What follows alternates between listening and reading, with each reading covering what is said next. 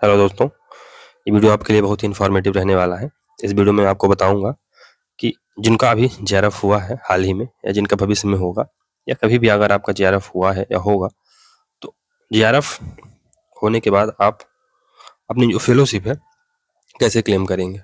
तो जेआरएफ होने और फेलोशिप मिलने में एक अंतर होता है, एक टाइम पीरियड होता है। उसको पहले तो मैं आपको बता दूं कि जैसे आपका मान लो किसी महीने की 25 तारीख को जेआरएफ हुआ है, तो आपका जो अवार्ड लेटर आएगा, अवार्ड लेटर अभी तो आपका सिंपल से रिजल्ट आया होगा, कुछ भी मतलब जो रिजल्ट आता है कि आप जेआरएफ हो गए हो, है ना, और आपका परसेंटेज वगैरह उसमें होगा। लेकिन एक अवार्ड लेटर आता है, जेआरएफ अवार्ड लेटर, ये एक महीने और 5 से 10 दिन में जनरली आ जाता है। एक महीने 5 से 10 दिन में जनरली आ जाता है। तो मेरा 25 जुलाई को रिजल्ट आया था। तो 25 जुलाई को रिजल्ट आया और उसके बाद लगभग सितंबर 10 तक आ गया था मेरा अवार्ड लेटर।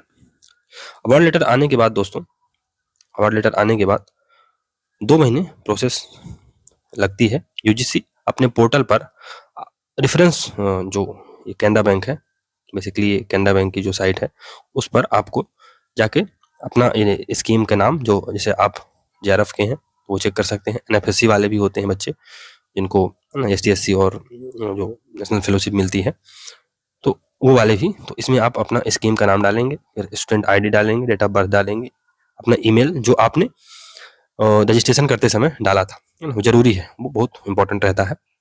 फिर आप चेक करेंगे तो यहाँ पर नीचे आएगा कि आप यूजीसी से रजिस्टर्ड हैं या नहीं है, तो वो आपको बताएगा। तो वो दोस्तों अपडेट होने में 2 महीने का टाइम लगता है।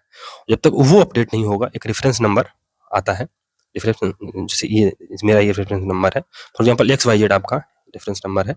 तो रेफरेंस नंबर जब तक आपको नहीं मिलेगा तब तक आपका फर्दर जो प्रोसीडिंग है वो स्टार्ट नहीं होगी। तो डॉक्यूमेंट की प्रोसेस कब होगी? जब आपका यहाँ से रेफरेंस नंबर क्रिएट हो जाएगा, और उसके लिए 2 महीने लगता है। तो 1 महीना तो आपका एक महीना 5 से 10 दिन तो आपका अवार्ड लेटर आएगा, और फिर इसके बाद 2 महीने लगेंगे कम से कम आपका यहाँ पर जो यूजीसी है अपने पोर्टल पर, या कैनरा बैंक अपने पोर्टल पर आपका नाम अपडेट करती है। और उसमें अपडेट क्या करती है? बेसिकली रेफरेंस नंबर आपको क्रिएट करती है। उसके बाद आप अपनी यूनिवर्सिटी में जो भी प्रभारी होंगे, बेसिकली रूसा ये काम देखता है, डिपार्टमेंट होता है, वो वहाँ के अधिकारी इसको देखते हैं, या वहाँ के जो टीचर रहते हैं वो देखते हैं। तो उसके बाद आप वहाँ उनसे संपर्क कर सकते हैं। तो आपकी जो अटेंडेंस शीट रहेगी वो आप उनको दे के 3 महीने 4 महीने जितनी भी की रहेगी, जिस दिन से आपका रिजल्ट आएगा, जिस दिन का रिजल्ट आएगा, फॉर एग्जाम्पल 25 को रिजल्ट आया ना, तो 25 से आप फिर क्लेम कर सकते हैं। या आप आपका जेआरएफ पहले निकल गया, पीएचडी बाद में कर रहे हो, है ना, तो फिर जिस दिन से आप पीएचडी में रजिस्ट्रेशन लोगे उस दिन से अगले 5 वर्ष तक के लिए आपको मिलेगा। फॉर एग्जाम्पल आप पीएचडी में पहले से इनरोल हो और फिर आपका जेआरएफ हुआ है, तो फिर जिस दिन से डेट ऑफ रिजल्ट होगी उस दिन से मान्य होगा आपका जो फेलोशिप का पैसा है वो। तो इसके लिए जो डॉक्यूमेंट है वो कौन कौन से चाहिए उसको मैं आपको बता देता हूँ। सबसे पहले आपको ज्वाइनिंग रिपोर्ट लगती है, ज्वाइनिंग रिपोर्ट लगती है 3 साढ़े 3 महीने के बाद आपको ज्वाइनिंग रिपोर्ट देनी पड़ेगी। तो ज्वाइनिंग रिपोर्ट क्या है? आपको बेसिकली ये ज्वाइनिंग रिपोर्ट होगी, ये ज्वाइनिंग रिपोर्ट होगी। इसका मैं जो पीडीएफ है या कि लिंक है वो डाल दूंगा, जिससे कि आपको आसानी से ये मिल भी जाए, है ना, इसको खोजना भी पड़ता है, ऐसा नहीं तुरंत मिल जाता है। तो मैं इसका लिंक डाल दूंगा, तो आप डाउनलोड कर लीजिएगा, या अपने मैं चैनल में शेयर कर दूंगा, टेलीग्राम चैनल में, वहाँ से आप इसको डाउनलोड कर सकते हैं। तो यहाँ आप फोटो लगाएंगे, यहाँ पर फेलो का नाम होगा, और जो अवार्ड लेटर होगा उसमें जो नंबर रहेगा आपका डिफरेंस नंबर, और है ना, और डेट जो जिस दिन से आपका होगा, फॉर एग्जाम्पल 25 को हुआ है तो जो है तो आपका वो डेट आपको डलेगी। फिर यहाँ पर आपका नाम होगा, और यहाँ पर दोस्तों ये रजिस्ट्रेशन डेट है। तो जिस दिन से आपका पीएचडी में रजिस्ट्रेशन होगा वो डेट यहाँ पर आएगी। और ये तो ठीक है, यहाँ पर आपको अपना नंबर डालना पड़ेगा कि सॉरी, यहाँ पर आपकी डेट डलेगी, यहाँ पर आपकी डेट डलेगी जो आपके उसमें अवार्ड लेटर में होगी, और यहाँ पर आप रजिस्ट्रेशन डेट डालेंगे। फिर ये बेसिकली प्रोसेस होती है। तो आप अपना नाम, नंबर, मोबाइल नंबर ना, ईमेल, बैंक अकाउंट डिटेल्स, ये सब भरेंगे आप। और फिर आपके जो सुपीरियर हैं, ये सुपरवाइजर या गाइड, उनके दस्तखत होंगे, सिग्नेचर होगा। तो हेड ऑफ द डिपार्टमेंट होगा, एचओडी के सेल सिग्नेचर होंगे। ये बहुत जरूरी है ना, इसको अवॉइड मत करिएगा, क्योंकि अगर इसके बिना अपलोड होगा तो रिजेक्ट कर देगा यूनिवर्सिटी, यूजीसी। तो और यहाँ पर आपके जो प्रिंसिपल होंगे, रजिस्ट्रार होंगे, यूनिवर्सिटी है तो रजिस्ट्रार होंगे या प्रिंसिपल, कोई भी हो, हेड जो होगा वहाँ का, उनके दस्तखत होंगे। तो उनके भी सील और सिग्नेचर बिल्कुल अच्छे से होने चाहिए, नहीं तो आपका जो क्लेम है वो रिजेक्ट हो जाएगा, फिर से प्रोसेस आपको दोहरानी पड़ेगी। तो ये बेसिकली ज्वाइनिंग रिपोर्ट है। इसमें एक और पेज रहता है, यहाँ पर आपको अपने पूरे डिटेल्स भरने होते हैं कि आप डिसेबल्ड हैं या नहीं हैं। तो जो है फिर इसमें अपना ये पूरा डिटेल डालनी पड़ती है कि 55% थे या आप ओबीसी कैटेगरी, मतलब ये पूरा डिटेल यहाँ पर ST/SC से हैं, और ये पूरा आपको डिटेल। और यहाँ भी यहाँ पर हेड ऑफ डिपार्टमेंट और रजिस्ट्रार के केवल साइन होंगे और सील लगेगी, और यहाँ पर गाइड का काम नहीं है।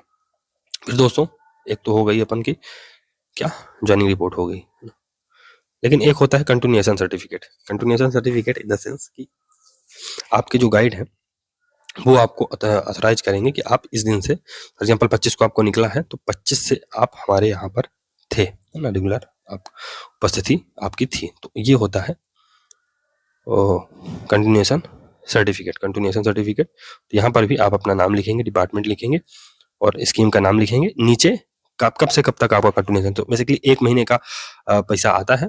तो फॉर एग्जांपल अब तो 3 महीने हो जाएंगे आपके, 3 महीने बाद ही आपका जो स्टार्ट होगा तो होगा। तो आपको फॉर एग्जांपल आपको इसमें डालना पड़ेगा 25, या कि ना 25 तारीख को अगर आपको हुआ है, 25 मान लीजिए अगस्त में हुआ है तो 25 अगस्त से, अगर आप नवंबर तक या दिसंबर तक क्लेम करना चाहते हैं तो पूरा डेट डालेंगे, और ये यहाँ पर सिग्नेचर होगा आपका, अपना नाम लिखेंगे, डेट लिखेंगे, सब होगा। और यहाँ पर जो आपकी गाइड होंगी, गाइड मैडम या सर जो भी होंगे, उनके दस्तखत और सील लगेगी। फिर यहाँ पर हेड ऑफ द डिपार्टमेंट, और फिर यहाँ पर रजिस्ट्रार सर के लगेंगे। तो ये है, तो 2 डॉक्यूमेंट अपन के हो गए सर, 2 डॉक्यूमेंट हो गए। तीसरा HRA सर्टिफिकेट लगता है, HRA सर्टिफिकेट लगता है। तो HRA सर्टिफिकेट भी है मेरे पास, ये है HRA सर्टिफिकेट। तो इसमें बेसिकली एक ही पेज की इसमें जरूरत होती है, ये है HRA सर्टिफिकेट। तो यहाँ पर आप अपना जो HRA सर्टिफिकेट में अब जो रिवाइज्ड है तो 3350 डालना पड़ता है। यहाँ पर रजिस्ट्रार के सिग्नेचर होते हैं ना, और यहाँ तो नहीं होते, पर यहाँ पर पूरा वही प्रोसेस होती है ना, हेड ऑफ द डिपार्टमेंट के, फिर रजिस्ट्रार के, और यहाँ आपका नाम, मोबाइल नंबर, ये सब लिखा ही रहेगा। तो 3 डॉक्यूमेंट हो गए, है ना। पहला क्या हो गया, पहला ज्वाइनिंग रिपोर्ट, फिर कंटिन्यूएशन सर्टिफिकेट, फिर HRA। फिर आपको अपना JRF अवार्ड लेटर तो लगाना ही पड़ेगा उसमें। रेट ऑफ फेलोशिप, ये बहुत इंपॉर्टेंट तो नहीं रहता है, पर फिर भी जो वर्तमान में रेट ऑफ फेलोशिप है वो कितनी है, 37,000 हो चुकी है, 37,000 हो चुकी है। प्लस आपका HRA रहेगा, HRA कितना रहेगा, 3350। और आपको कंटिजेंसी मिला करती है 3 महीने में एक बार 2500 रुपये, है ना, कंटिजेंसी मिला करती है। कंटिजेंसी इन द सेंस कि फॉर एग्जांपल आप रिसर्च कर रहे हैं ना, तो आपको पेन पेंसिल लगेगा, है ना, तो वो सर्टिफिकेट, उसके लिए आपने जिस बुक वेंडर से या जिससे भी आपने वो चीज़ें ली हैं रिसर्च पेपर के लिए, या आपने जो भी कापी किताब लिया, उसका आपको बिल लगाना पड़ता है 2500 रुपये का। तो इतना तो अपना हो नहीं, मतलब जो जनरली PhD करते हैं तो इसका थोड़ा सा इसको मैनेज करना पड़ता है, ये मैं आपको बता रहा हूँ अंदर की बात।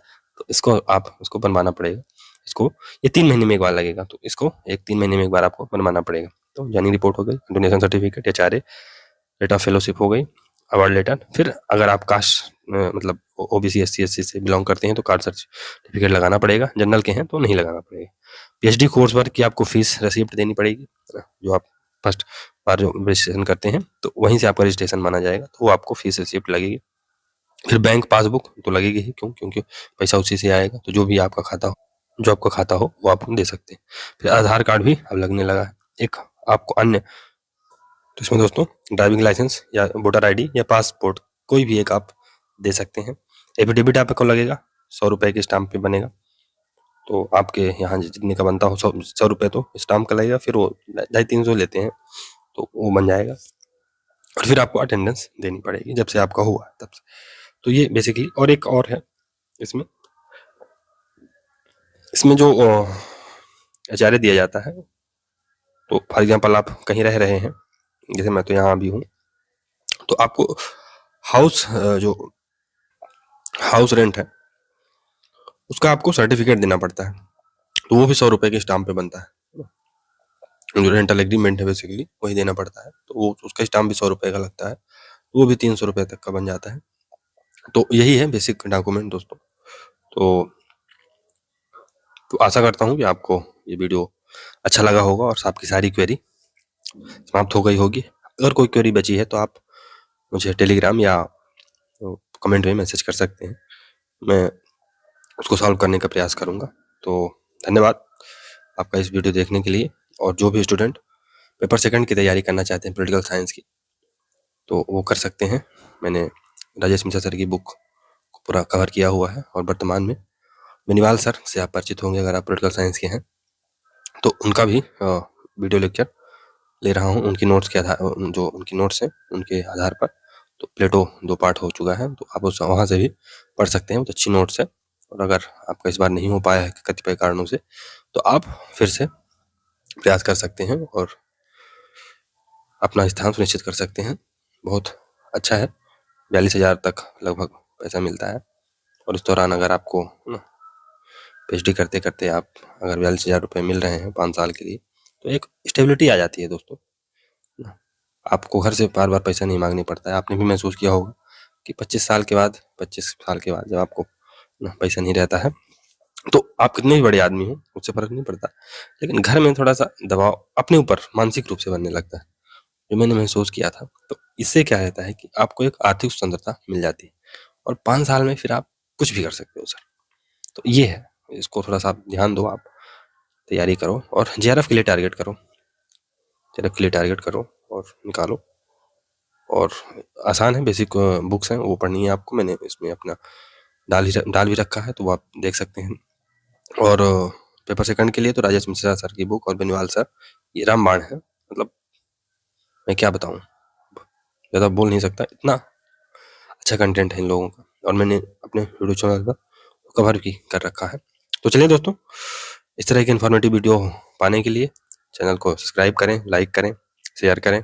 बहुत कम सब्सक्राइबर है, बहुत छोटा परिवार है अपना, उसको बढ़ाने में प्रयास करें, और आशा करता हूँ आपको वीडियो अच्छा लगा होगा। धन्यवाद।